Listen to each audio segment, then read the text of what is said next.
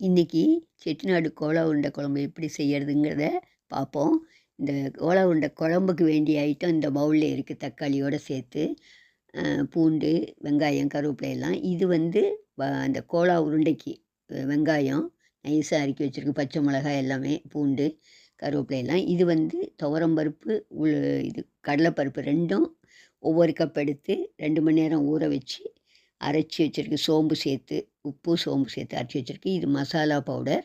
இப்போ நாம் குழம்பு தாளிக்கிறோம். கடுகு, உளுந்தம், பட்டை, லவங்கம், கிராம்பு, ஏலக்காய், வெங்காயம், பூண்டு, தக்காளி எல்லாம் போட்டு நல்லா வதக்கி, உப்பு கொஞ்சம் போட்டு வதக்கிட்டு நல்லா ஸ்மாஷ் ஆனோடனே மசாலா பவுடரை கொட்டி அதையும் எண்ணெயிலே ஒரு கிளறிட்டு அதுக்கப்புறம் தண்ணி ஊற்றுறோம். அந்த புளி தண்ணியையும் ஊற்றிட்டு இந்த குழம்பு வந்து தேங்காய் அரைச்சி ஊற்றினா சப்புன்னு இருக்கும். அதுக்காக இந்த மாவையே கொஞ்சம் எடுத்து கலக்கி, ஒரு சின்ன உருண்டை எடுத்து கலக்கி, நெல்லிக்காய் அளவு எடுத்து கலக்கி அதை குழம்புல ஊற்றி ரெடியாக குழம்ப கொதிக்க விட்டுட்டு சைடில் இந்த வடைக்கு, கோலா உருண்டைக்கு ரெடி பண்ணுறோம். அந்த இதை எடுத்து போட்டு கிளறி வச்சு இது பண்ணிட்டோம். இப்போ எண்ணெயில் போட்டு எடுக்கிறோம். இதை வடையாகவும் எடுத்து சைடில் சாப்பிட்டுக்கலாம்.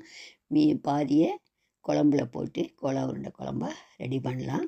இதை செய்து பார்த்துட்டு எப்படி இருக்குதுன்னு கமெண்ட் பண்ணுங்கள்.